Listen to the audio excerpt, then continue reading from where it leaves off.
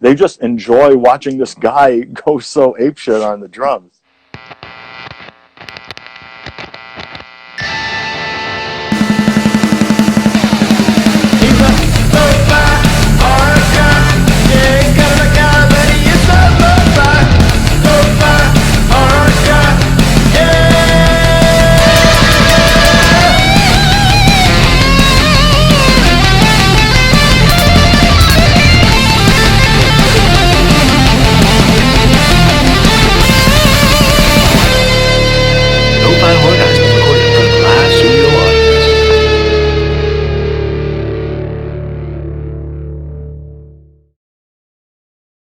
And 3, 2, 1. What is going on, everybody? It's your boy, the Lo-Fi Horror Guy. Welcome to another episode of the Lo-Fi Horror Guys.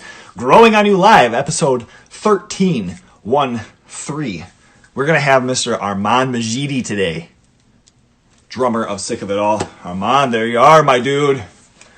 All right, so you are in the video now. It should show at the top if you send a request. Boom. We will get this started. Okay. Armand, Hey. what's going on, buddy? How you doing? Not much. Pretty good. Good. Yourself? Good. So I can't see the messages on here. So I for whatever reason start the video, and sometimes people are messaging like, "Hey, is this starting up, or are we doing this?" And I'm like, "Oh, I should have said something right before." So sorry about that, man. That's all right. Well, thank you. First and foremost, man, really a legend to the hardcore community, and I'm so stoked to be able to have you on. So thank you for your time. Thank you, man. Thanks for having me. So if you haven't seen the show before, basically I started out with a couple of icebreaker questions, just some silly stuff to get started. And then we dig into a little bit more personal, just individualized stuff to you and your craft. And then ending off, I have a special segment just for you, my man. Are you ready? Yep. Good to go. Sick.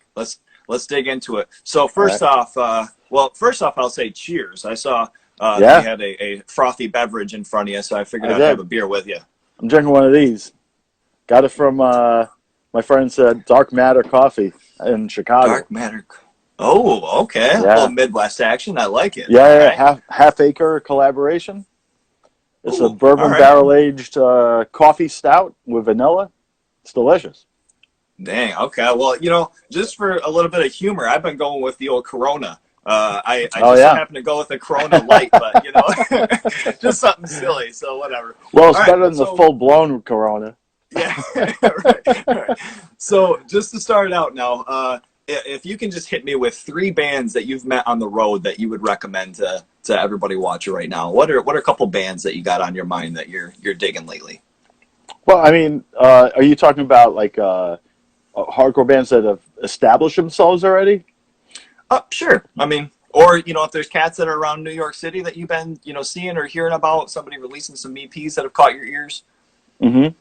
Well, I mean, I would always say Wisdom in Chains. They're always, a band that everybody should check out. If you like Sick of It All, you're going to like them. You're going to love them, actually, because, we're cut from the same cloth in many ways. And we get along, like champs. And, it's just like when we tour together, it's just meant to be, So Wisdom in Chains, definitely. I would also say, I don't know. Let me see. on the newer side of things, I have to admit I'm a little bad, because a lot of the newer bands kind of come and go, and they don't really make a lasting impact. That's why even saying Wisdom in Chains is kind of strange, because they've been doing it for so long now that they're by no means are they a young band, Right. I don't know. Okay. All right. I mean, and Wisdom in Chains absolutely is ridiculous. They slap every time. So the newer stuff that they come out with is always great. Yeah, totally. Okay. So now, if we could go, just into maybe even a dream side project for you. If you could make a band with 4 others, dead or alive, what would you say? Who would you have dead or in alive. your side project? Dead or alive, dude. Come on. Now, let me say this first and foremost. I'm not trying to break up Sick of It All. Okay, I don't want to be the guy to do this. I just thought it'd be something fun as far as who are some dream musicians that you'd be like, oh, that'd be sick to do a show with. Oh man, that's see, these are the kind of questions that really kind of stump me because I, I'm just gonna go with like I would You say can say Pete and Lou and Craig. Geezer Butler on bass. Oh yeah, You for know, sure. I would always love to jam with Clive Burr, whether it's me on guitar or bass or whatever, or me on vocals, whatever. Clive Burr from Iron Maiden, early Iron Maiden. Um, Let me see. Uh, uh, Tipton, Glenn Tipton, Okay. yeah. From Judas Priest. Okay. I love his playing was incredible. KK Downing too, but need both of them, so that's 2 and 1. Right. Okay. All right. And then I don't know, vocals, Lemmy. Oh yeah. For sure, for Yeah. sure. That's one cat. That whole band, it's so unfortunate to have lost all of them because God, Motorhead has done so much for. It breaks my heart because just the other day I was going through some old stuff and I came across like this old Motorhead book that I had when I was like 13 years old, and it's strange because I thought that I had Lemmy's signature in it. I looked inside, I didn't have it in there. I had Filthy Animal, sign that book, and I probably could have had all 3 of them sign it, but I didn't for some stupid 13-year-old reason.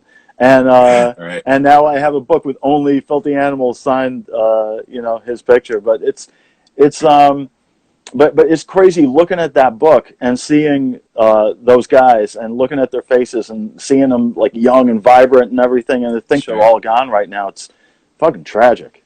But especially because they were responsible for so much great music. Like those 3 guys were got all of Sick of It all of everybody that I grew up with.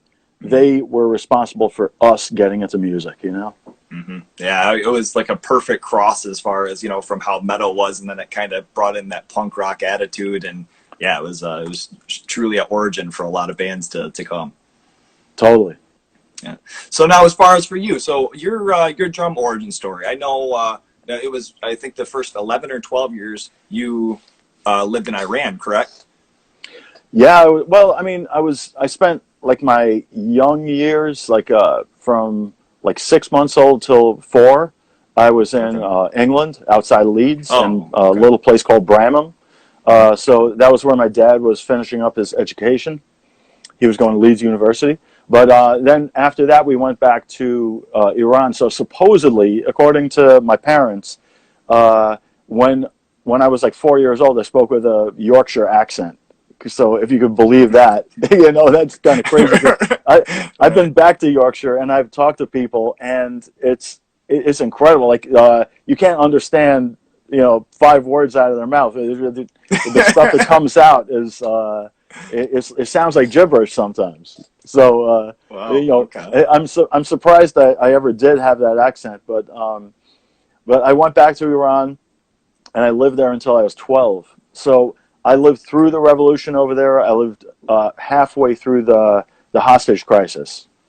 Oh, wow. There was like a certain point, because even my parents, throughout the whole revolution, everybody had the attitude like that they thought something positive was going to come out of all the insanity, Mm-hmm. And then what ended up getting voted into place was the Islamic Republic, which was not what my parents had envisioned at all as being something to stick around for.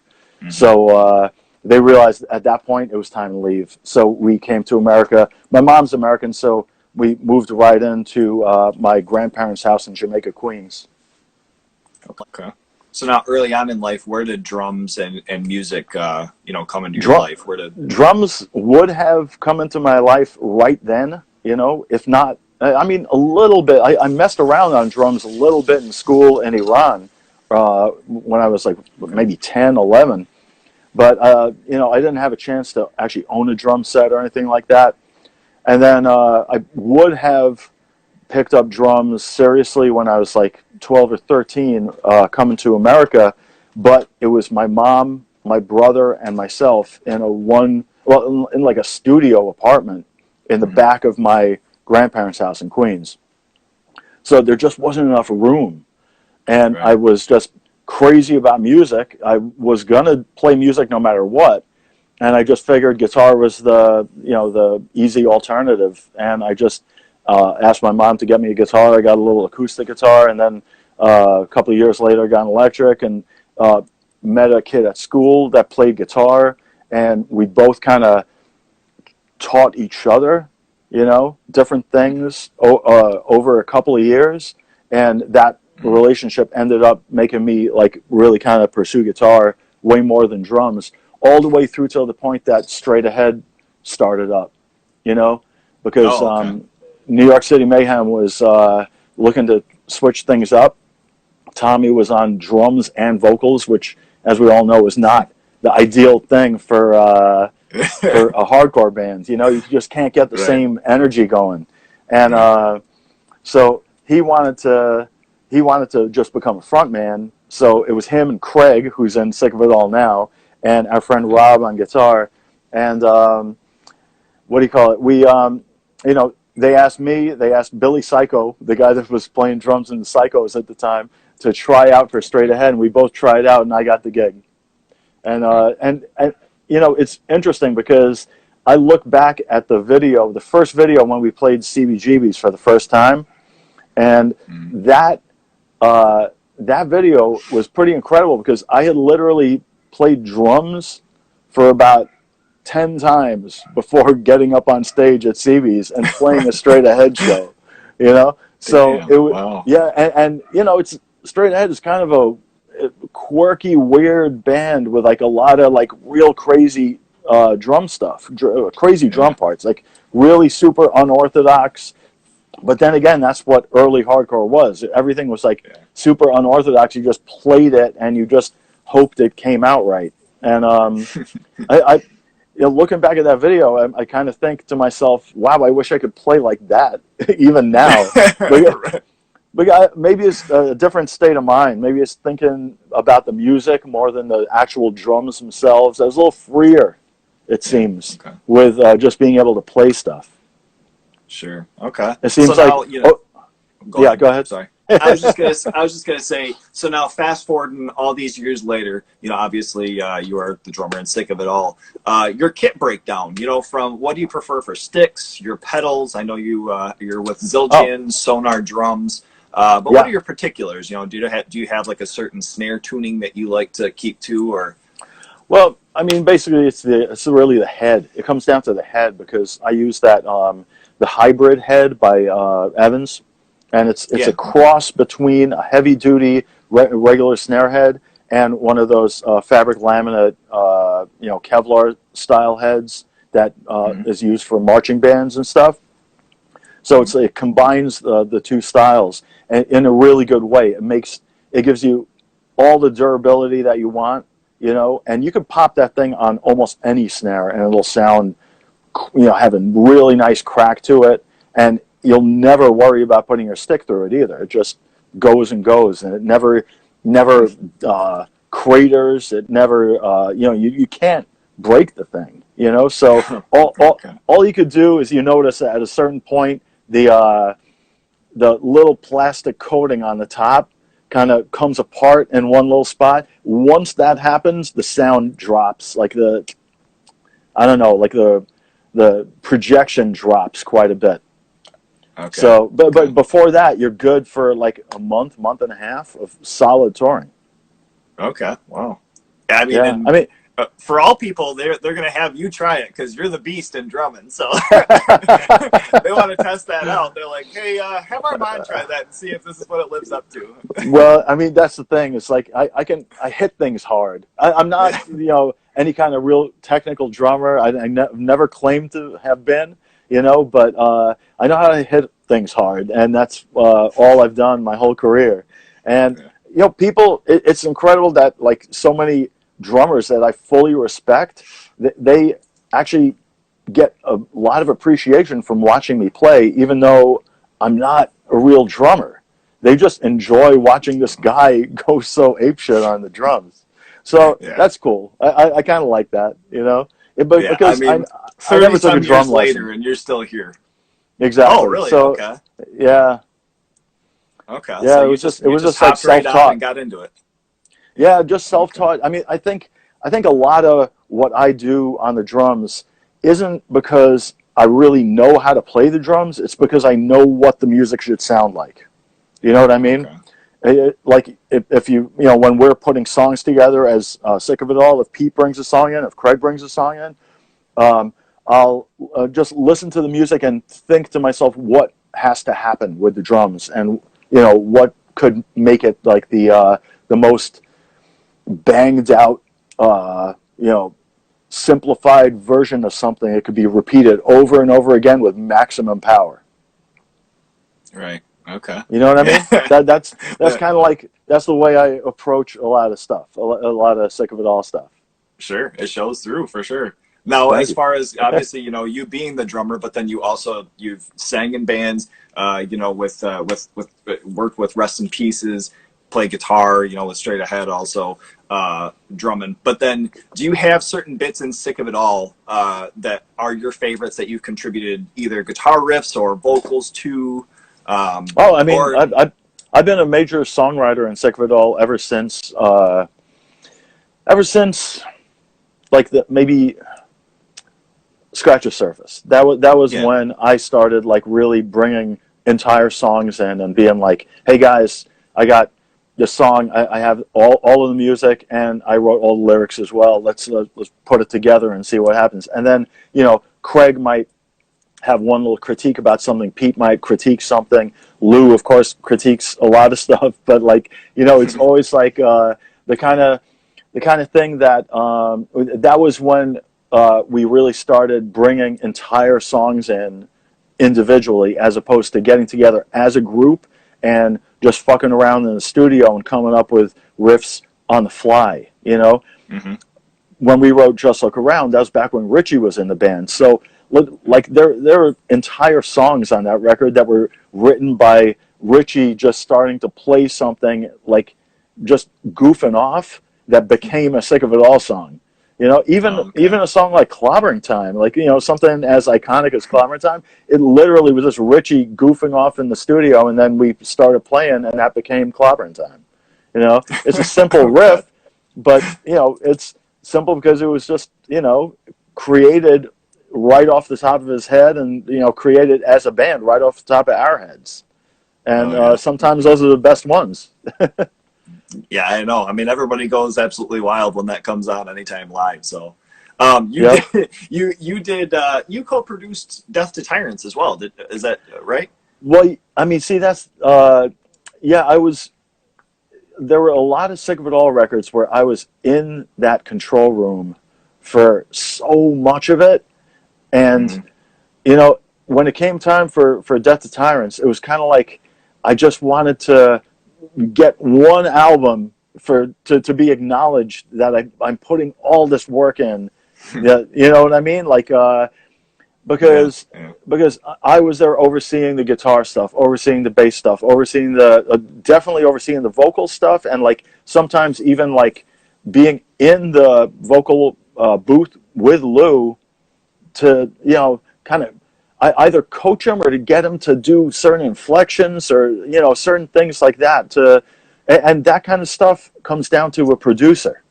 you know hmm so Yeah. I've been doing it for so long and that I just wanted on one album to be recognized for it, so that was the album. Sure. Is there anything outside of your guys' band that you're interested in? Like, have you had more of an interest in doing more producing, or is it just kind of your main draw to stick with touring, writing, getting sick well of it all out to us? well it's kind of like what do you call it, if bands approach me, you hmm know then I would be open to it. Sick. I would definitely be open to it, but nobody's ever approached me yet. So you know, Let me holler that's at my what. boys, dude. Yeah, I'd be We'll into be in it. I'd New be York in into no time. producing stuff. You know, Sick. Okay. cheers. I'm having a Mr. Stouty by Gun Hill. It's Ooh. a Okay. stout made with vanilla ice cream by Mr. Softy, which is like a Ooh. whole like like a New York staple. Mr. Softy has been around in New York forever, and Sure. it's a very tasty beer. That rules. Well, Yeah, keep those beers in mind because we're going to have a question on those later on. Oh, okay. Some of your travels. So Cheers, now, Rachel.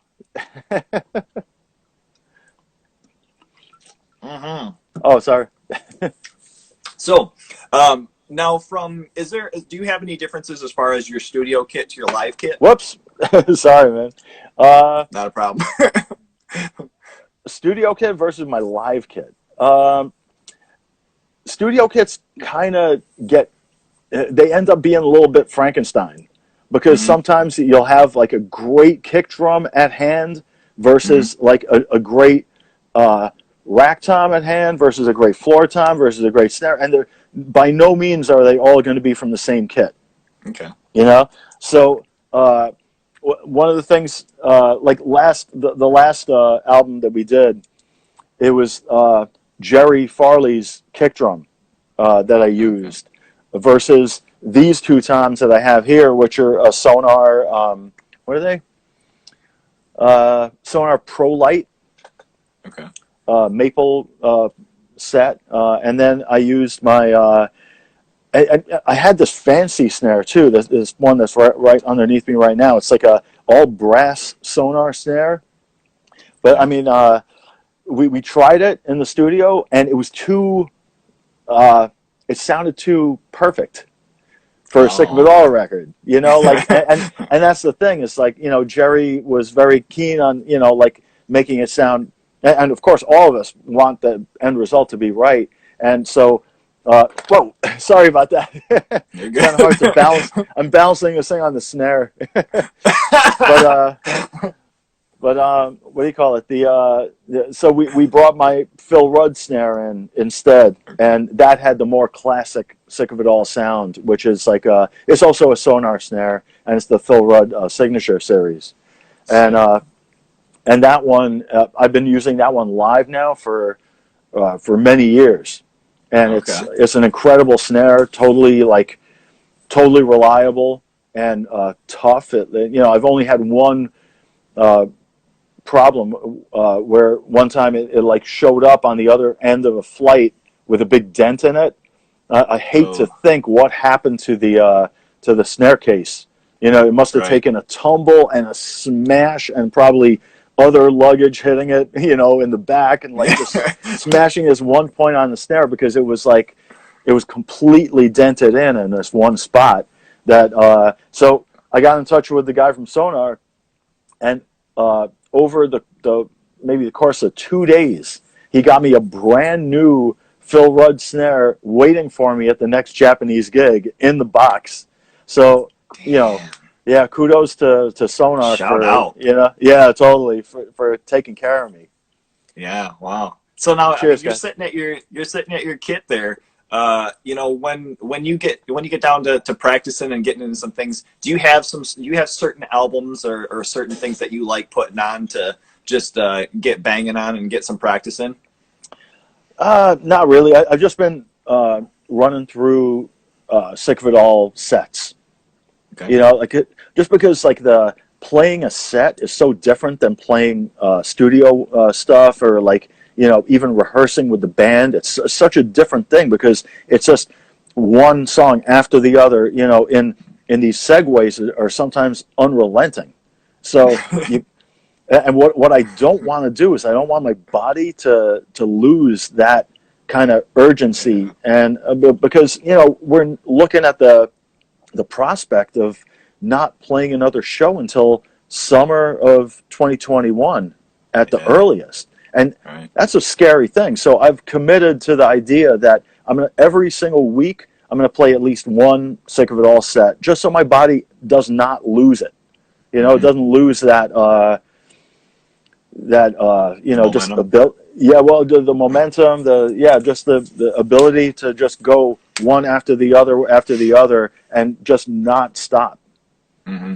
It's very muscle memory.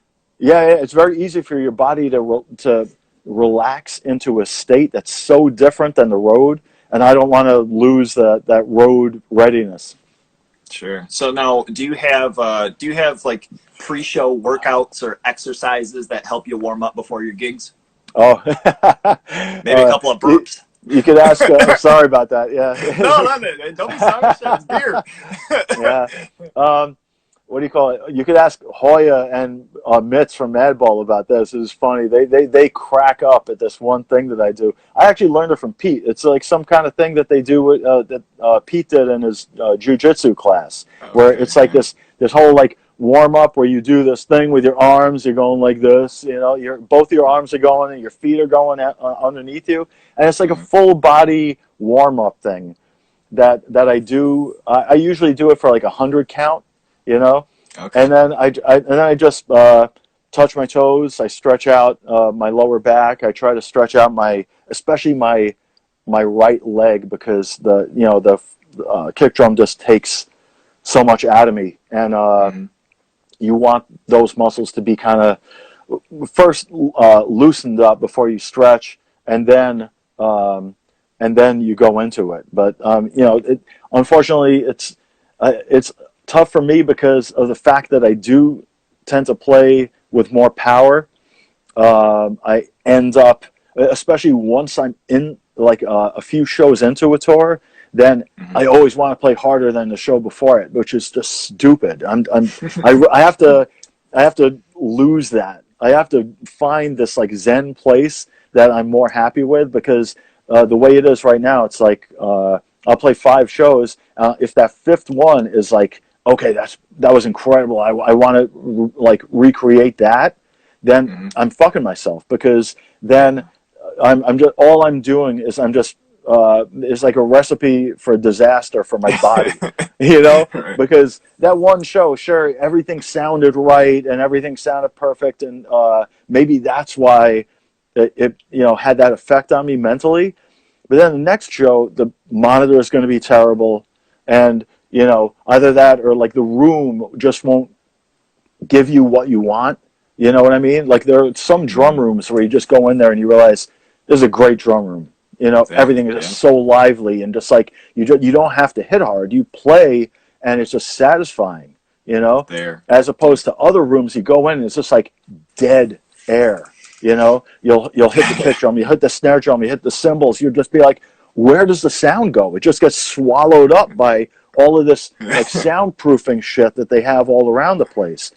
And there's a lot of European clubs that actually have that. America isn't so bad with that, Oh, but okay. European clubs, they deaden the stage so much that it becomes you're ultra reliant on the monitors to give you what you want, and sometimes they don't. So and then you find yourself struggling trying to recreate that magic that was the night before, Right. and that's why I just have to find a Zen place to realize I'm hitting hard enough, I'm doing it right. Let me just be satisfied where I am, you know. Yeah. But it's tough. It's tough to find that space in your mind. Right. Do you drink some beers before your sets, or is that a post thing strictly? Um, I've been toying with the idea of drinking a little bit more beforehand. Okay. I used to be ultra disciplined and all that. Nowadays, it kind of depends because if I really did myself a disservice the night before, then in other words, being like shitty and hungover the next day, Right. then Right. I really kind of have to drink at least one beer before taking the stage because, or else I'll just take the stage like dragging my ass, you know. Oh, right. So, so I don't want to do that. I'd rather feel at least kind of with it and alive, and like it just, Sure. Sure.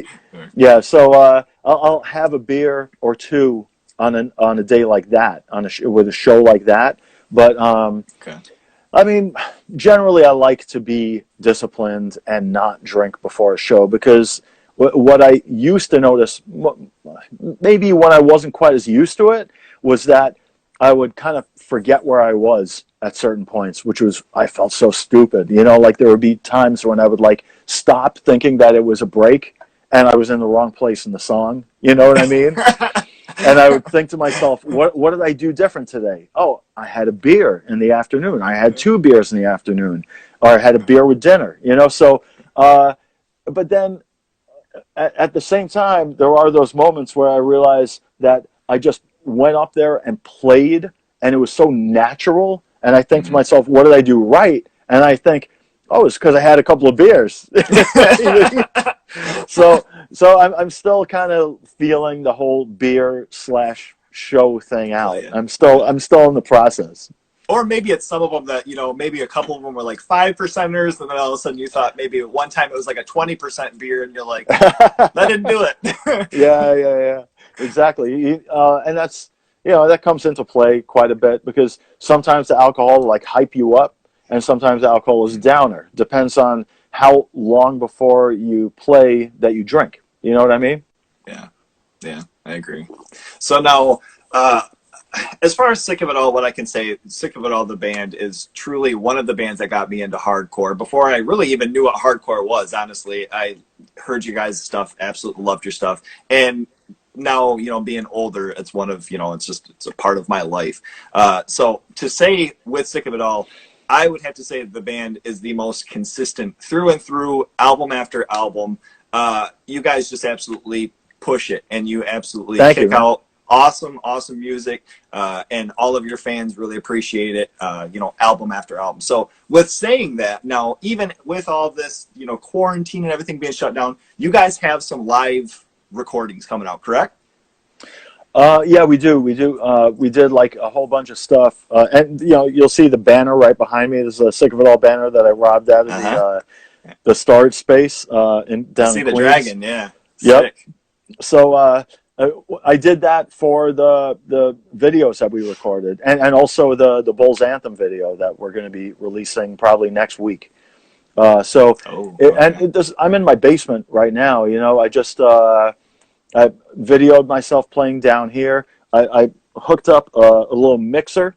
I got 4 mics on the drum set, and we did a handful of songs that we're going to be releasing. They're kind of like songs that we don't normally play live. They're songs that so kind of like deep cuts in a way. Yeah. That we're going to be hopefully looking to add into the set more often. Out of this process, just getting people to reminding these people that these songs do exist. It's strange for a band like us, because we've been around for so long. And certain people, it's like the first album that a lot of people hear by your band is usually their favorite album. So we have a lot of people telling us that, like, Built to Last is their favorite record. But then you'll have other people that say that Scratch the Surface is, that Just Look Around is, that first album is. Some people think that the newer stuff on Century Media, like Death to Tyrants, that was what got them into our band. So therefore, they always look at that record as the quintessential Sick of It All record, and everything else is kind of like, maybe a different version of that. But so it all depends on when people got into us. So it's very hard for us to come up with a set list that satisfies everybody, because we're talking about over 3 decades of doing this, and a lot of people in the audience being from different ages, different generations, and different mentalities when it comes to the quintessential Sick of It All record.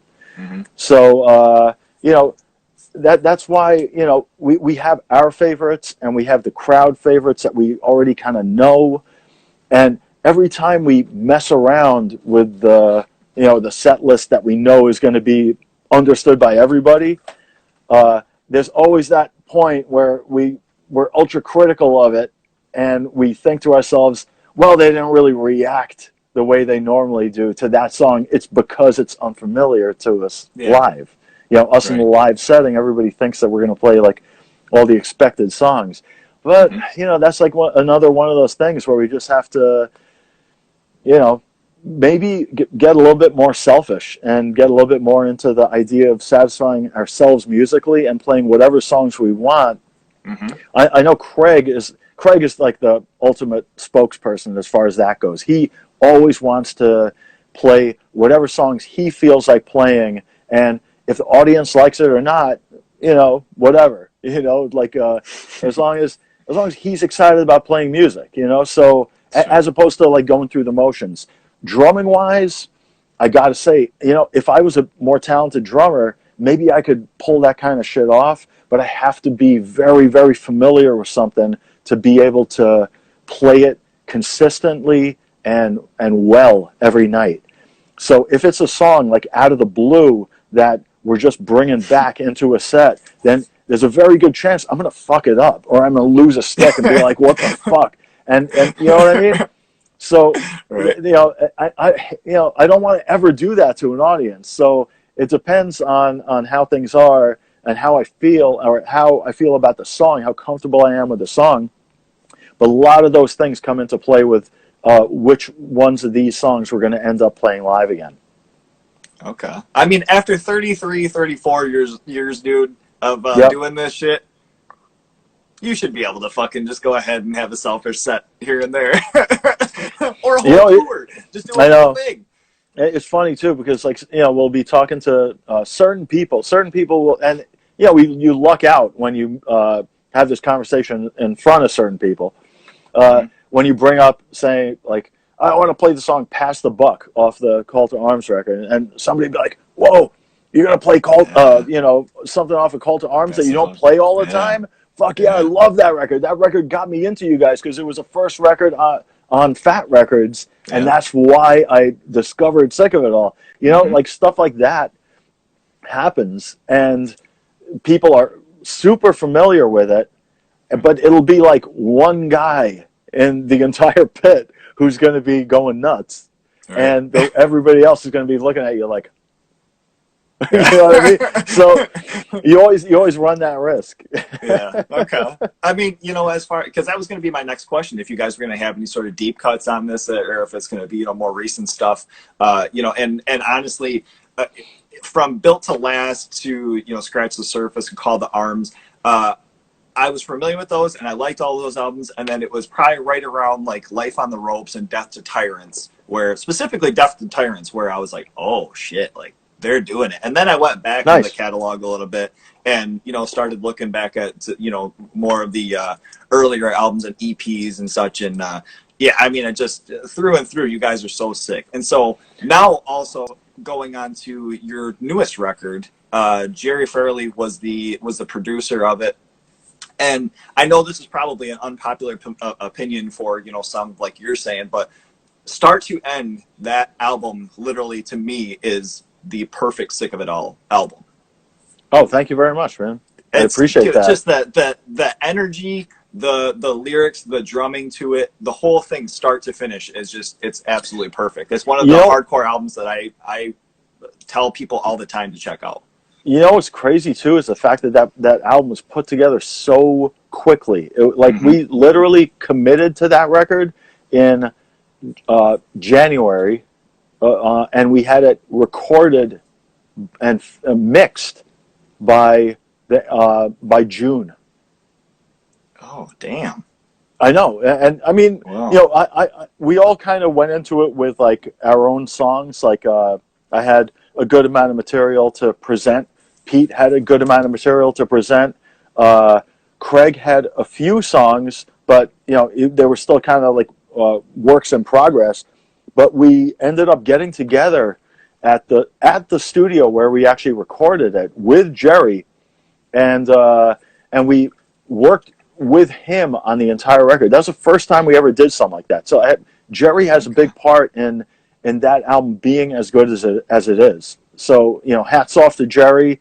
He did a fucking incredible job, just being not only the guy to maybe every once in a while like suggest something with where a song should go, but also be like the psychologist for the band to be able to like because we've all been together for so long now, and we've known each other for a decade even before the band started. Well, not a decade, but a few years before the band started. Yeah. And and you have the aspect of everybody in the band kind of having different ideas.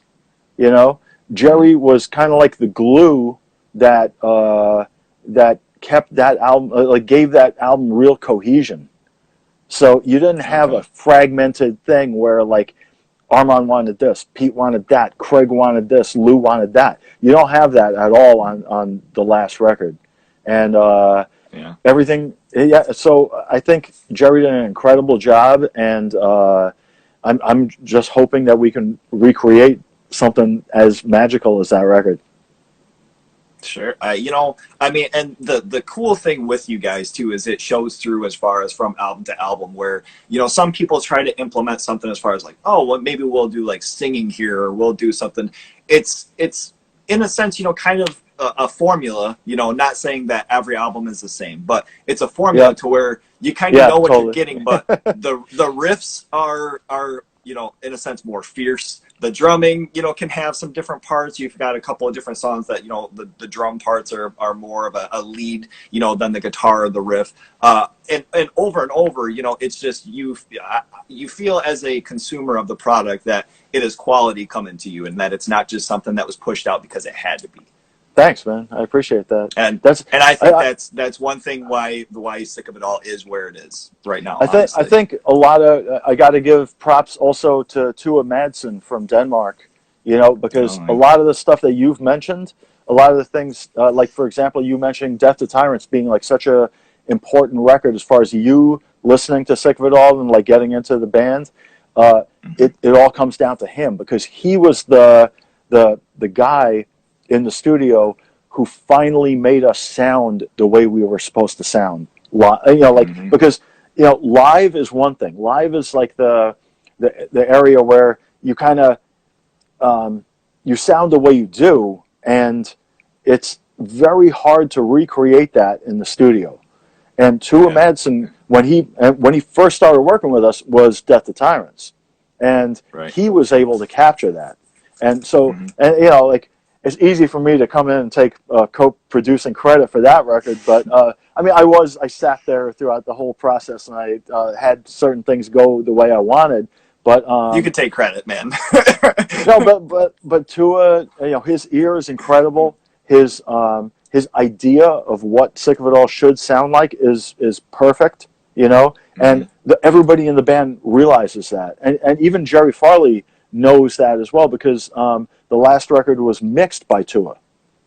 Oh, okay. So Jerry produced it, he engineered it, but it was mixed by Tua. So Tua's still involved with the way the records actually come out, and I think his touch has been so important to get that explosiveness that we need. Sure. Because it's kind of tough to make that happen out of like going into some like dull studio, because studios just don't have that fire.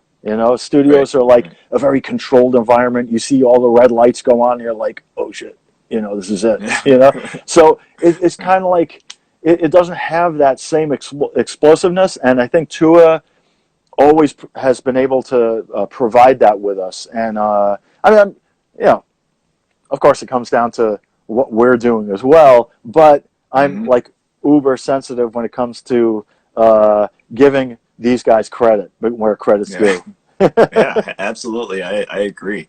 In one track off of the new album, while we're on that topic, the Bulls Anthem.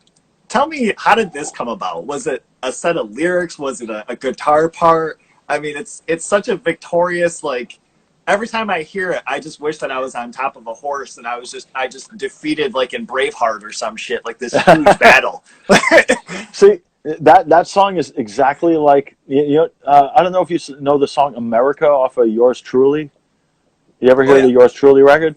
That song America is exactly like the Bulls Anthem because it was a song, both songs were songs I wrote, and they were so melodic, they were so kind of different than what Sick of It All normally touches on, that I did not expect the other guys in the band to really want to play them. I figured that they would listen to them and be like, well, it's good, but it doesn't sound like us.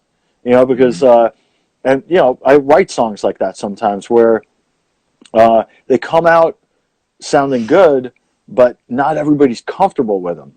But America and Bull's Anthem, everybody was comfortable with, and they just ended up coming out great on the records. So I was really happy that we were able to kind of depart from the formula a little bit and go that route and go in this way more melodic way that we normally do. Because, at the end of the day, all it does is add more color to your record. It just makes your record kind of shine at a certain point when otherwise it would just be another song that sounds like that. You know what I mean? Where you have a lot of albums which are great albums, but they're like one long song. Right. So yeah, it gives it a little bit of a balance for sure. Yeah, it breaks it up. It breaks up like if we have like a whole bunch of aggressive shit all in a row, you just end up getting pummeled, and at a certain point you just want a little reprieve.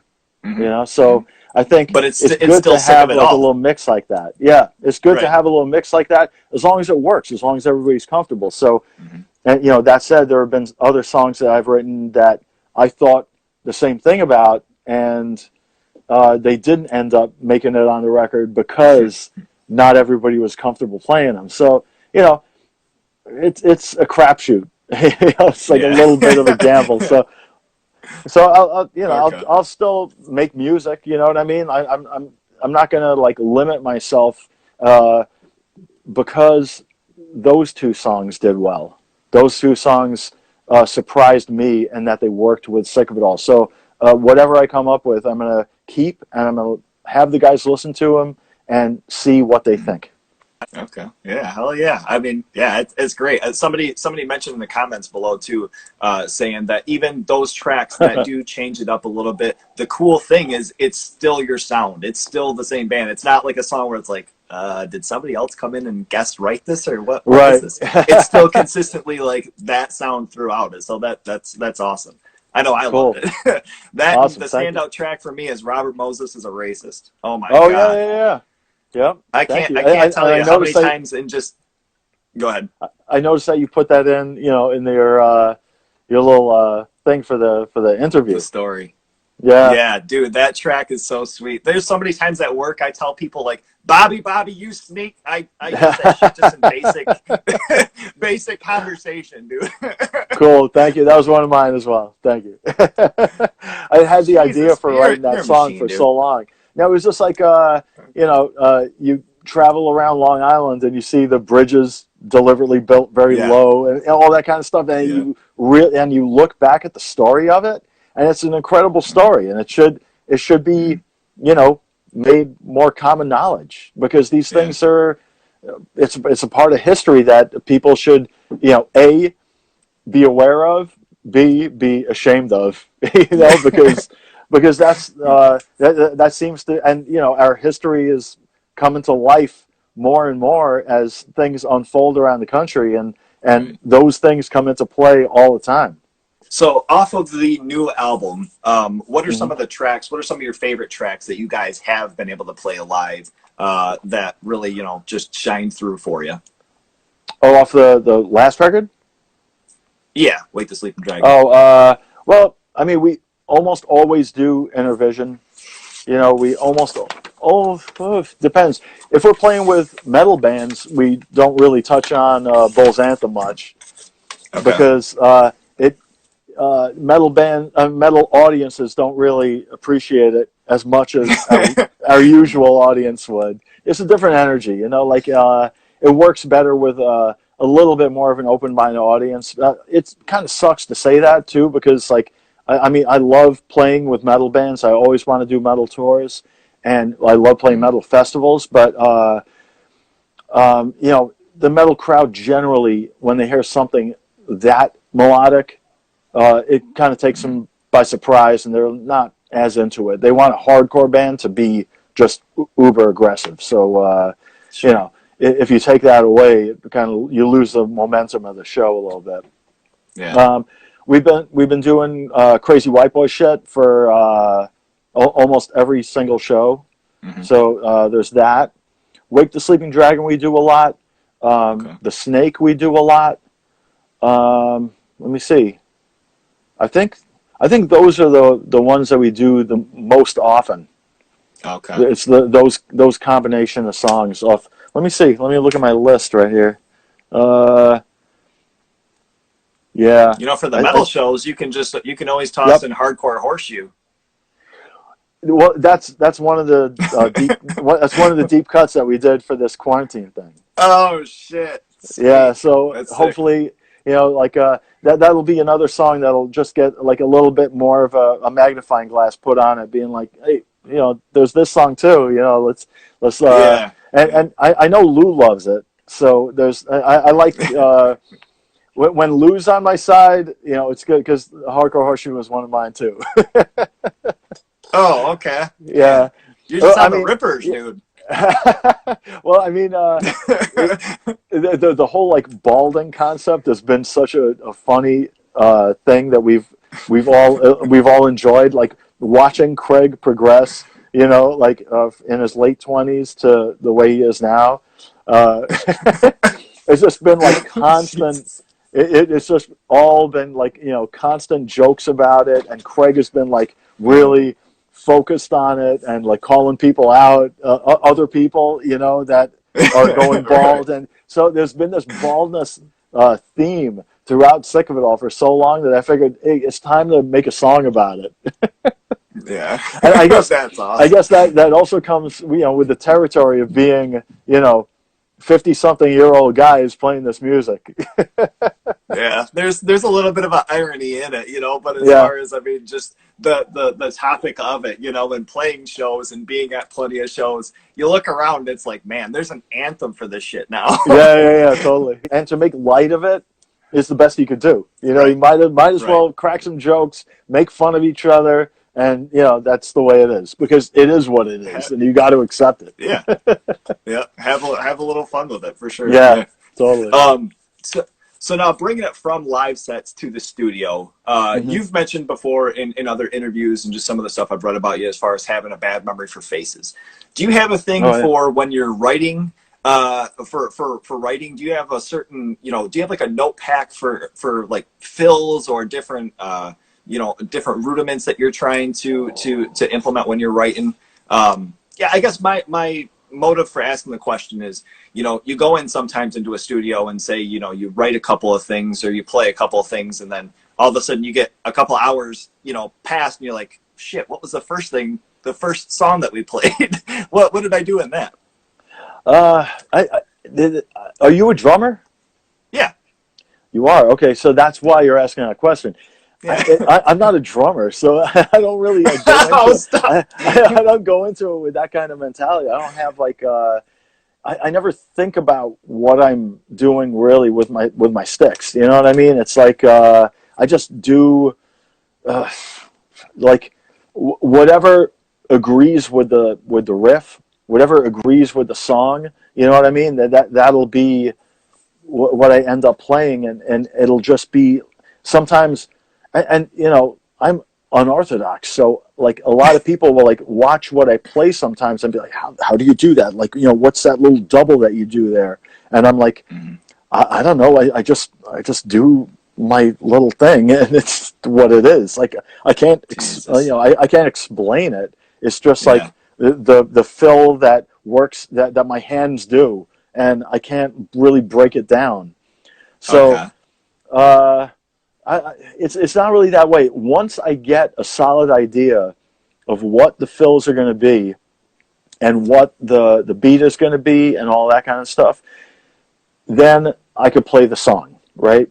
Because I can't improvise. And that's one of the problems that I have as a drummer, is that I can't really improvise. I can't just like play shit off of the top of my head and have it work properly, because I'll end up, hitting the wrong, like looking to end the measure with this hand, but it'll end with that hand, and I'll be like, that's I'll end up making a mistake because of it. So I can't really. I have to kind of figure things out beforehand, put them in place, and then I got my song. on the drums. Okay.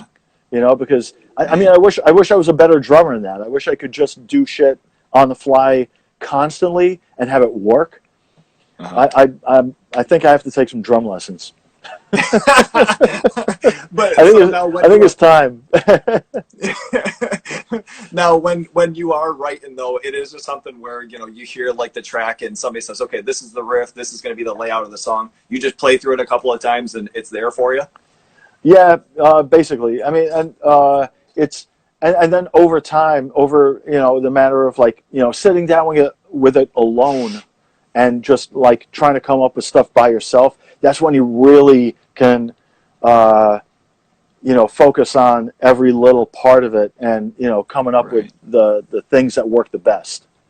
Okay, that was kind of what I was looking for, as far as even something that I meant to ask as well. Because like, you take it off to the side and kind of work with it a little bit more. Well, or actually, is it just something where that comes into play a lot with the quarantine things that we did, because these are songs that some of these songs I haven't touched in like 10 years, so and other ones we haven't played. Maybe we played them live like once, because of those borough tours that we did like New York City borough tours, where we did just like a little handful of shows all at once in New York over like one weekend.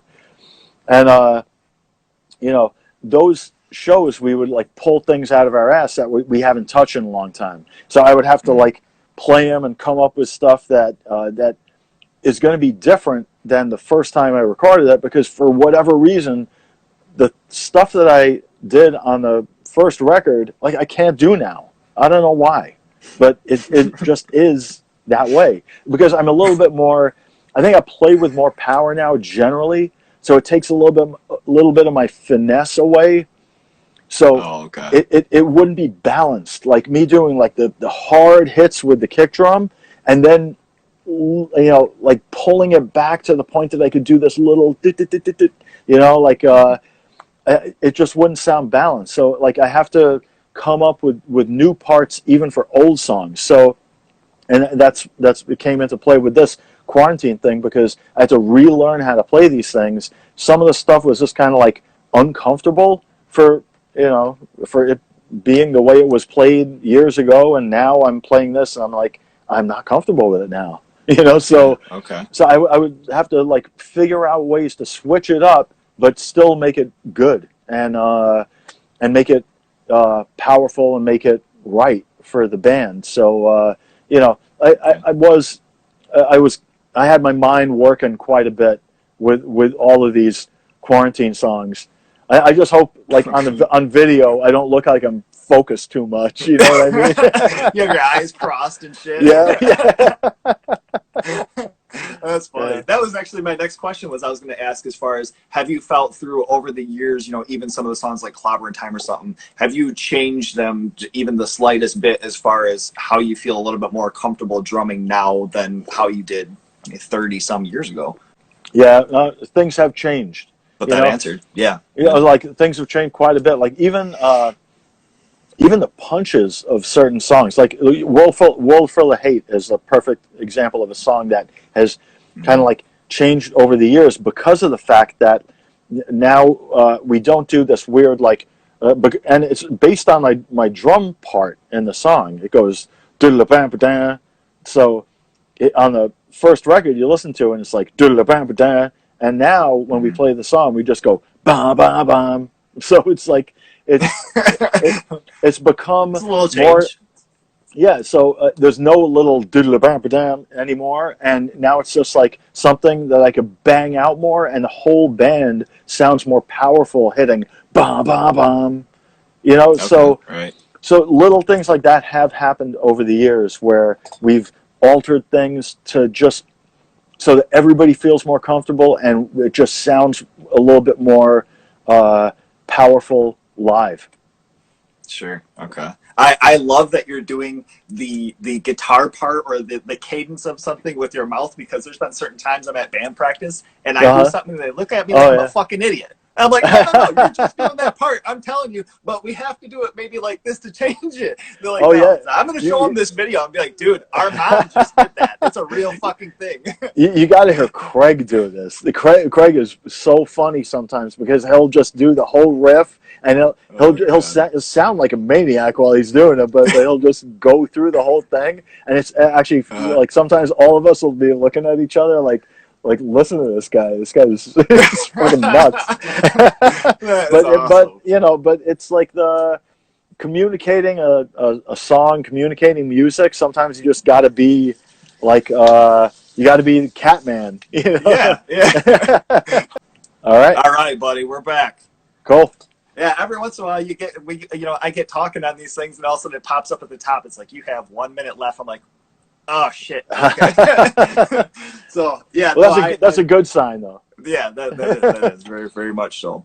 So through touring, we've talked different aspects of touring, but one of the more glorious sides of touring that you get is you get to experience beers from all over the world.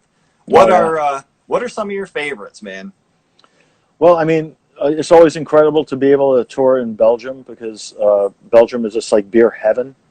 I'm a real Belgian ale guy, so like I've always loved the strong triples and doubles, and not the quads so, but like but Belgian ale's been like my jam for so long.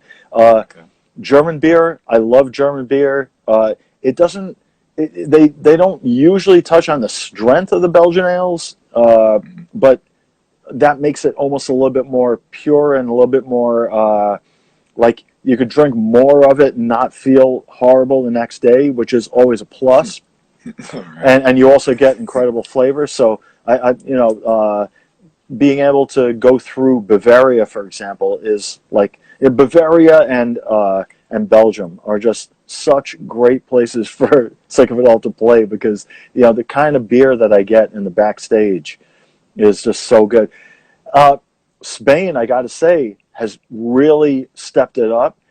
Like going to Spain now is almost like playing America because America is just like you have everything right at your fingertips. You have the everything that you want out of a German beer, everything that you want out of a Belgian beer, everything that you want out of like American like know-how and like gumption and all that kind of shit. It's like all of the experimental shit that the Europeans don't even want to touch.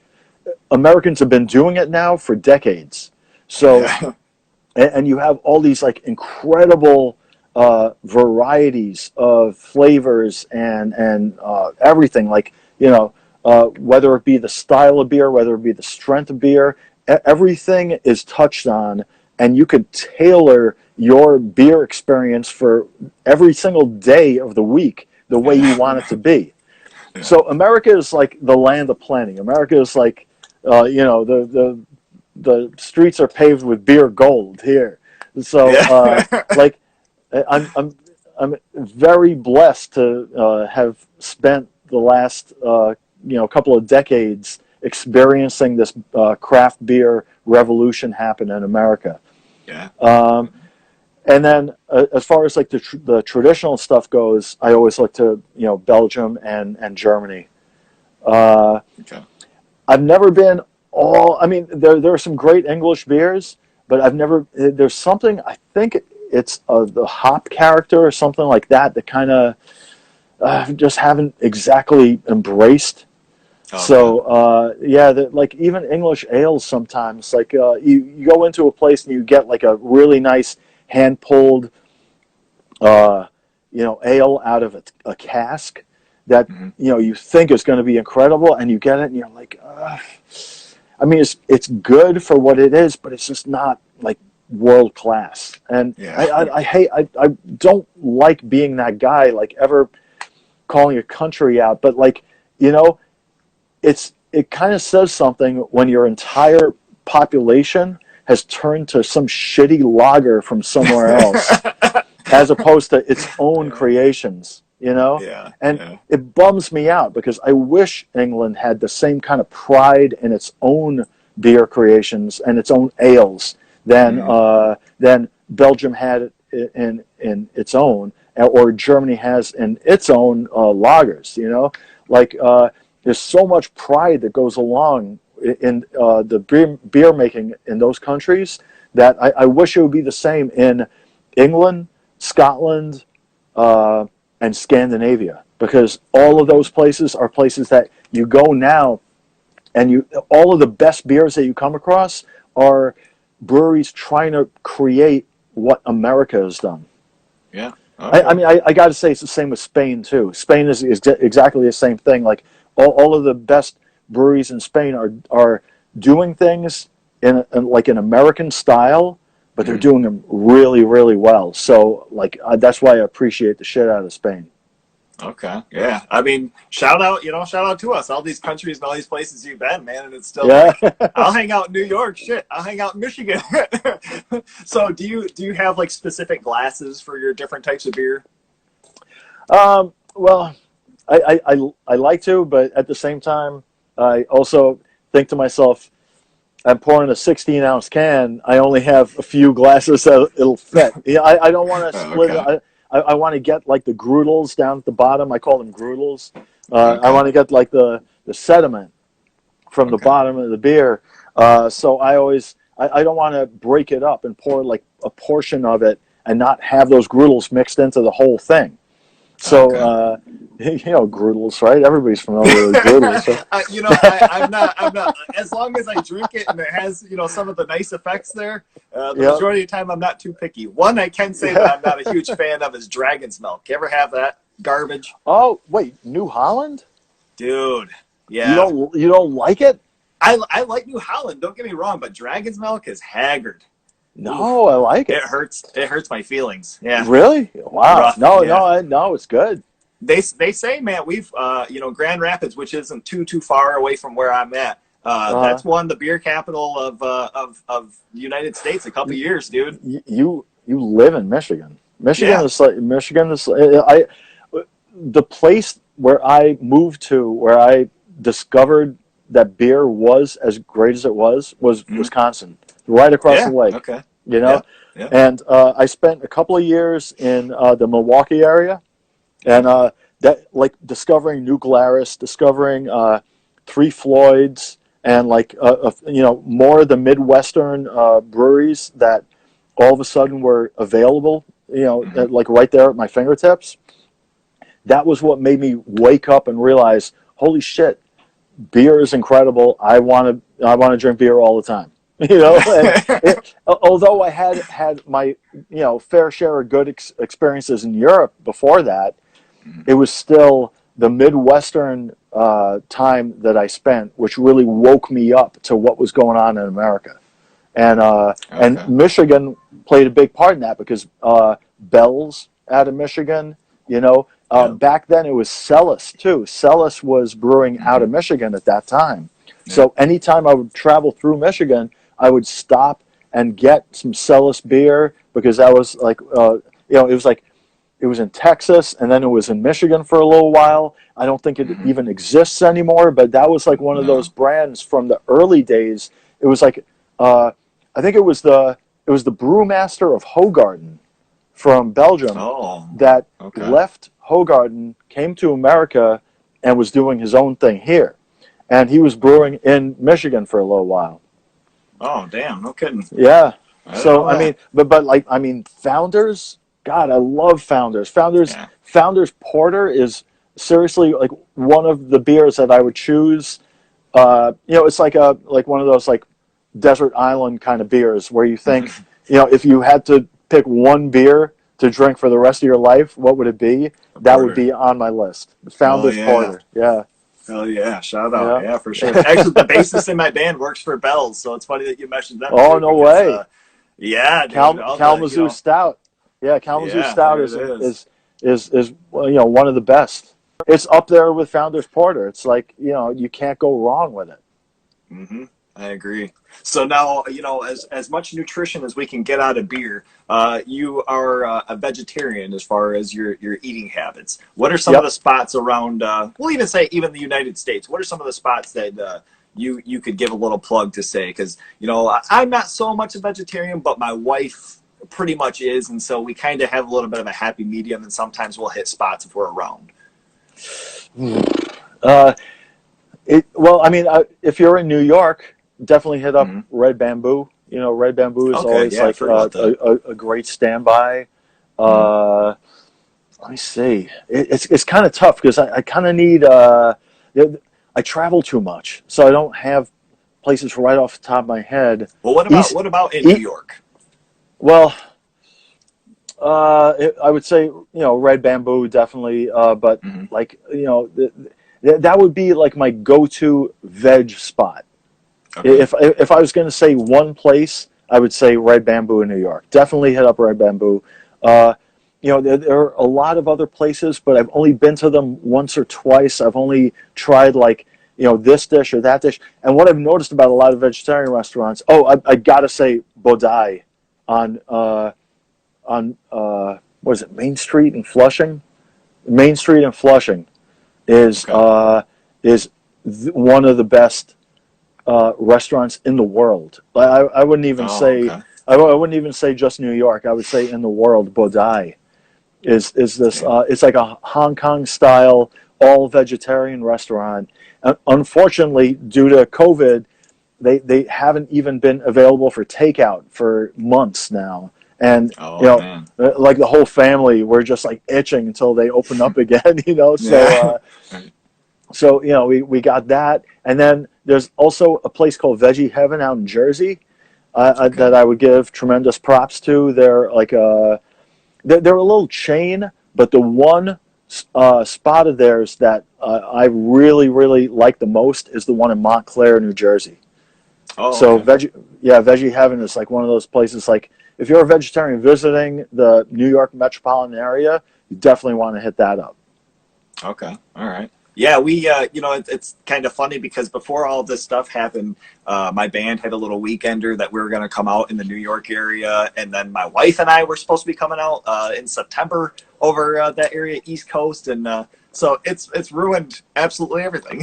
I know. You know what I had? I had a tour. We had a tour that ended in Denver, and my family was going to fly out and hang out with me in Denver. Denver is like a beer paradise. Yeah, dude. And I know the guys from True Brewing, and it's like I would have been able to really enjoy the shit out of that, and that's not happening this year.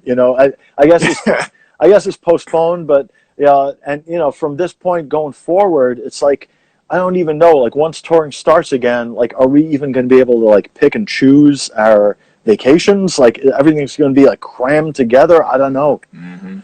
Because everything's shaped up so well for 2020, and then that it didn't happen. So we're going to have to figure out something else. Yeah, I mean, and obviously, like they'll be able to figure out some stuff. And just recently, we had announced that we're going to be playing a festival here in Detroit, and we don't even really know how that's going to work. It's a 2-day thing, and I don't know if they're going to have like a cap on how many people they're going to have in.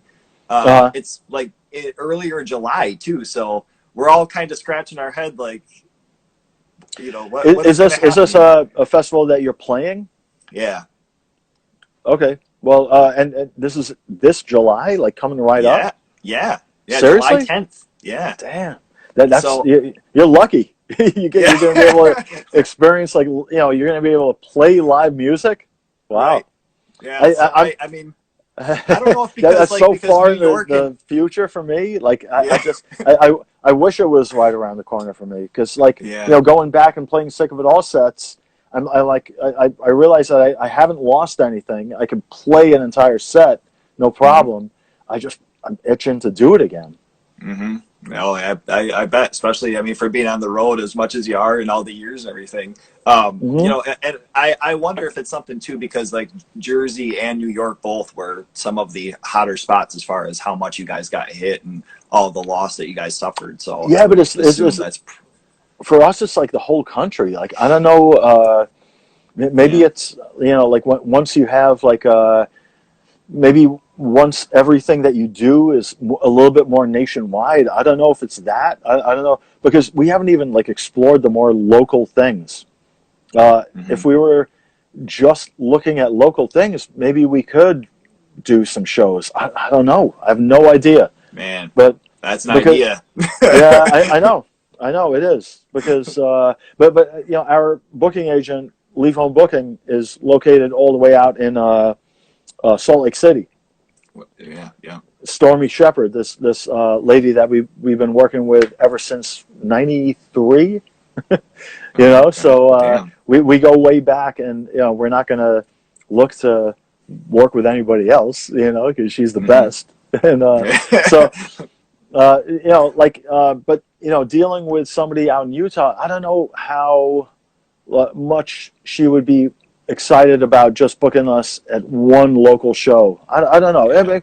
It could happen. We'll see what happens. But maybe it's a matter of people reaching out to her and her being like, well, they're kind of on hiatus right now because of COVID hiatus. But I don't know. Yeah. I really can't say. It's kind of confusing too, because then it's like, okay, well, yeah, we're gonna book you this thing, but it's all gonna be say it's like electronic sets where people are just gonna be viewing online. It's like, I don't know about that. I don't want to just go to some empty room and not even be able to drink after.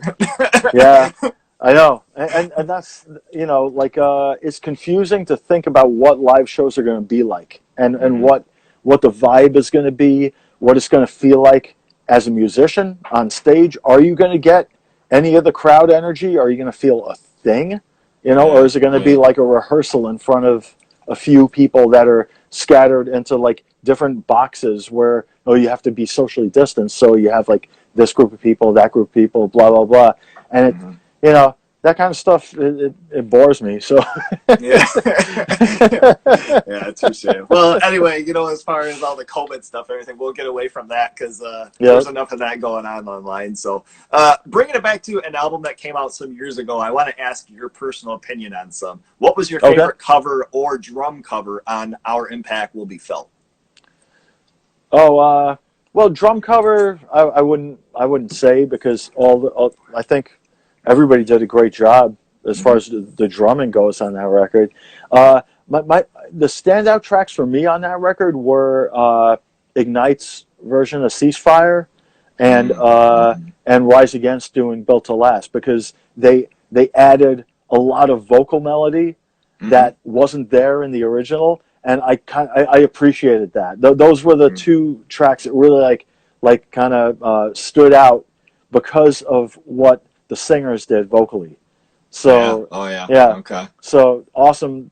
Tim and Zoli did great jobs. In that regard, and bringing new life to those songs. Just having people hear them in a different light, in a different way that they had never heard before. Yeah, it was kind of cool because you guys also did that re-recording some years ago where it took some of your earlier tracks and then re-recorded them a little bit, updated. But then I thought it was cool to where you had a whole album of people doing covers of your songs. You also had Bane.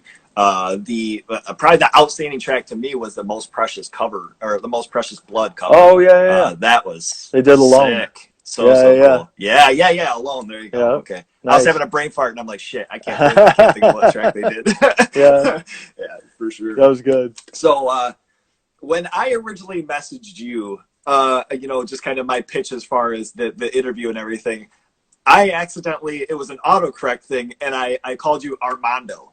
So in your memory, memory, what are some times that you've had oopsie moments with autocorrect? Can you think of anything? I can't really. No, nothing that really changed the nature of my messages. Oh, dude, I'm a little bit of a I'm a little anal when it comes to that. I reread things. Yeah, I spell check myself a lot.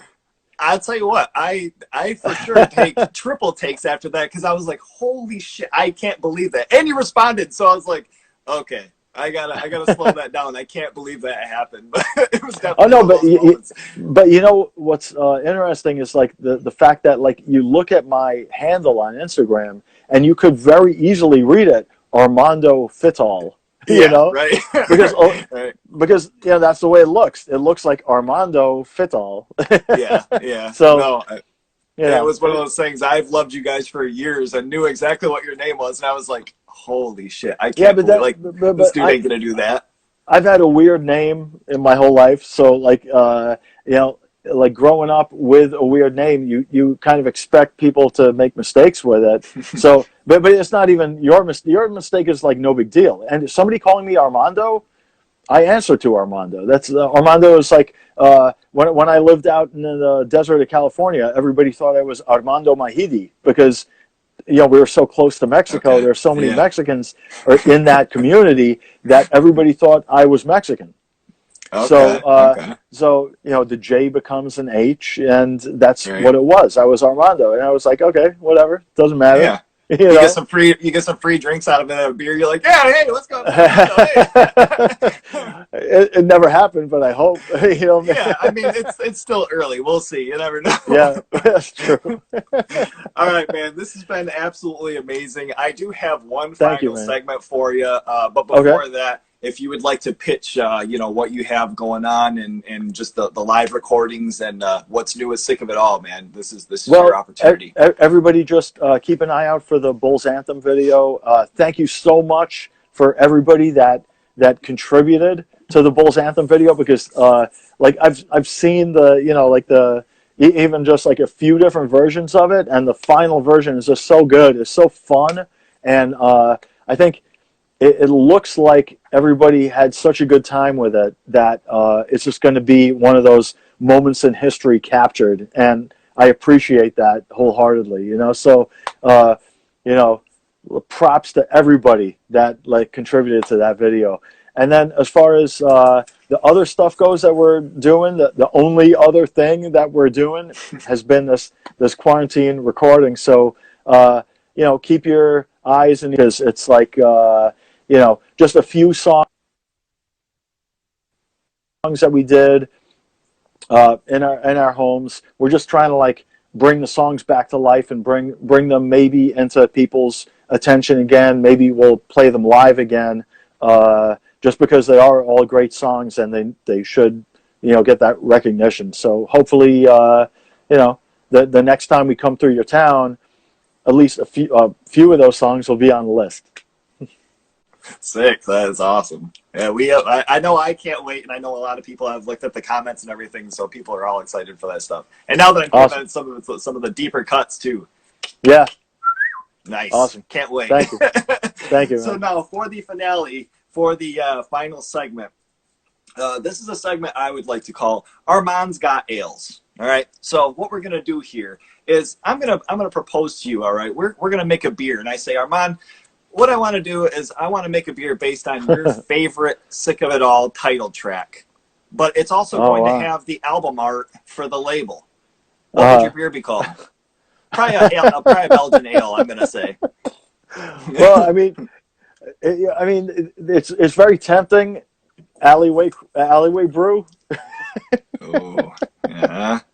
Yeah. Like there's always been that. Alleyway brew has always been the idea for a Sick of It All beer. We haven't quite figured out, who's going to make it yet, but Alleyway brew is going to be right there at the top of the list. And then as far as like the art for the label goes, I don't know. I mean, I guess we have to incorporate the probably just the dragon fucking quaffing a big pint of ale. It would have to be. That rules. Because That'd be sick. we've wanted our tech Noodles to do this thing where he comes out in this like fucked up looking cheap styrofoam dragon version of our logo, like him dressed up like that, and just pour like a giant beer into its mouth and have it all just come like out of the bottom and all over the stage and everything. Oh my God. And so we still have to work on that and make it happen, but hopefully at some point it'll be like a Murphy's Law moment. Oh my God, that rules. And I just saw too, somebody said at the bottom slobbering time. Oh yeah. Yeah, my I'm getting God. there. There's a lot of possibility in there, man. Go ahead and make that, because I know I'll for sure have that, and all the rest of the fans will be buying into that. Awesome, man. Well, Armand, this is the end, man. I truly appreciate Cool. your time. It kind of went over a little bit longer than what I originally had proposed, but it's been a great conversation and awesome meeting you, and I really appreciate your time, man. Thank you so Thank you much. very much, man. Thanks for having me. All right, everybody. It's your boy, Lo-Fi Horror Guy, Armand Majidi of Sick of It All. This is All the right, man. end. You guys take care. Thank you for watching. Take care, bud. Bye-bye. Take care, man. He's a lo-fi horror guy. Yeah, he's kind of a guy, but he is so lo-fi, a horror guy. Yeah, baby.